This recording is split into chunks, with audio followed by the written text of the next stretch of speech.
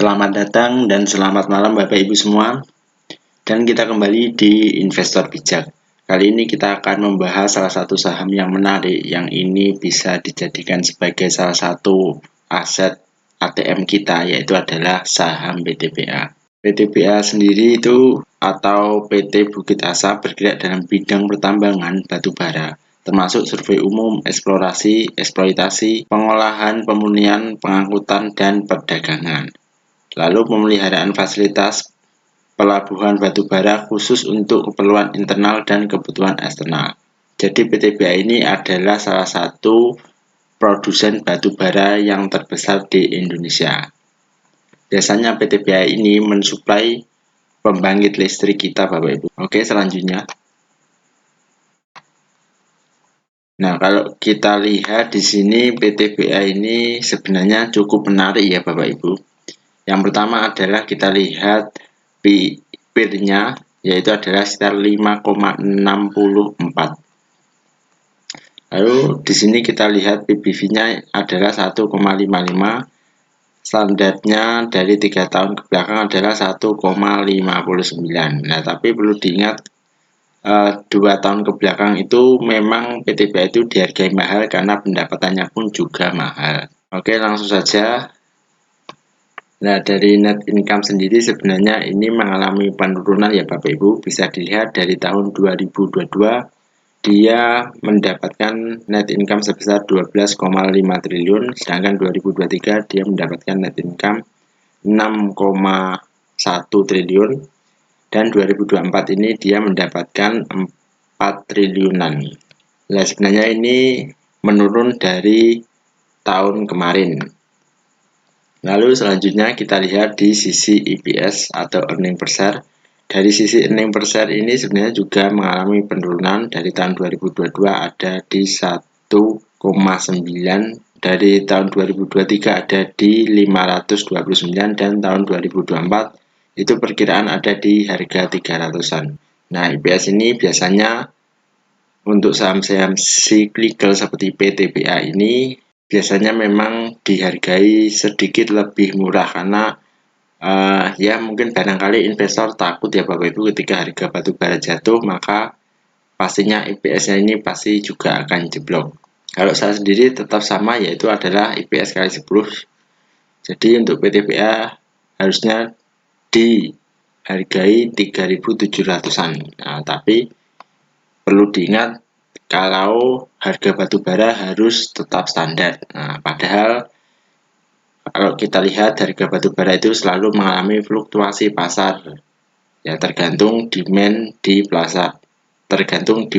pasar global. Oke, selanjutnya kita masuk ke revenue. Kalau kita lihat di sini sebenarnya revenue-nya itu tidak turun signifikan ya Bapak Ibu. Jadi berbeda dengan EPS dan net income tadi, revenue ini ada di angka 42 triliun, sedangkan tahun 2023 ada di 38 triliun, dan tahun 2024 itu ada di harga 40 triliun. Nah, barangkali ini EPS dan net income-nya tadi berkurang karena ditopang oleh operasional yang sama, padahal harga batu bara itu terus mengalami penurunan. Oke, selanjutnya kita lihat di dividennya. Nah, kalau kita lihat dividennya kemarin itu PTBA memberikan dividen yang cukup besar, yaitu adalah DPR-nya atau dividen payout ratio ada di angka 106 ya Bapak Ibu. Jadi dia bahkan menggunakan cash-nya untuk memberikan dividen kepada para investor. Dan dividen yield-nya mencapai 14% di harga sekarang. Nah, barangkali nanti memang EPS-nya turun, itu nanti bisa di angka 8-14%. Itu kalau menurut saya. Nah, selanjutnya adalah manajemen effectiveness, yaitu adalah kemampuan manajemen untuk memanage keefektifan suatu perusahaan. Dari sisi ROA atau return on asset ada di angka 13%, dari sisi return of equity ada di angka 27%. Nah, ini juga termasuk salah satu angka yang bagus. Sebagaimana kita ketahui, jika return of equity di angka lebih dari 10-15% saja itu sebenarnya juga sudah lumayan Bapak Ibu ya, apalagi di angka 20%. Oke, selanjutnya untuk harga saat ini PTBA di harga 2.720 per video ini dibuat.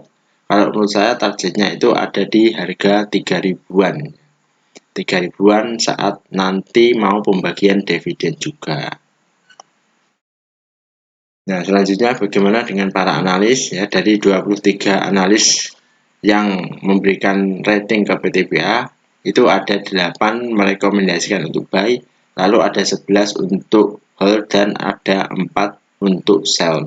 Nah, sedangkan target PTBA sendiri saat ini harganya kan 2.720, yang paling rendah itu ada di harga 2.400 dan targetnya ada di harga 2.900. Nah, kalau saya tadi targetnya ada di harga 3.000-an. Nah, yang tertinggi ada di harga 4.400.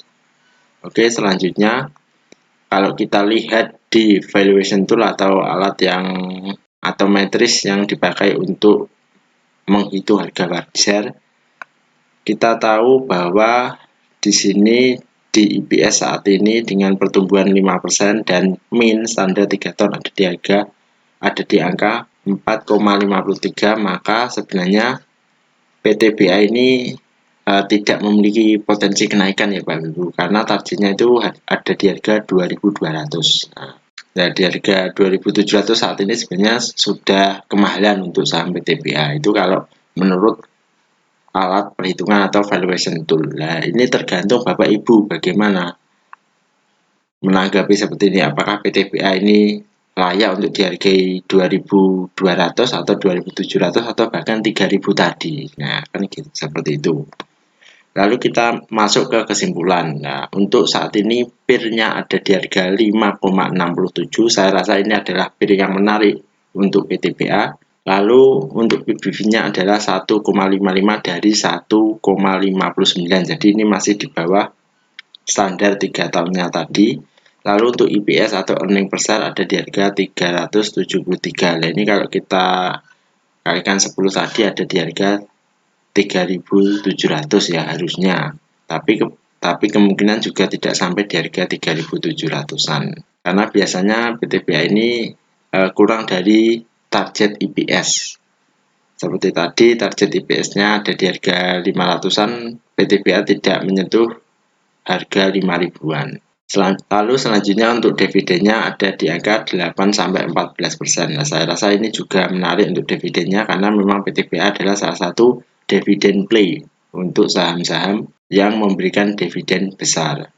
Dan terakhir adalah harganya ini lumayan ya Bapak Ibu. Jadi memang kalau saya rasa tadi dari para analis banyak yang hold daripada buy ataupun sell.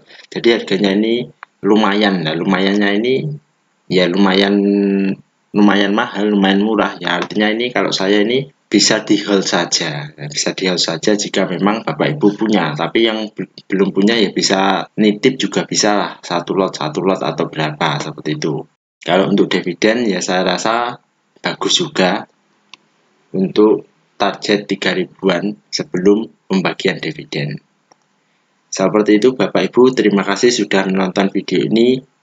Silakan request jika ada saham yang ingin di request dan kita bertemu lagi di video selanjutnya.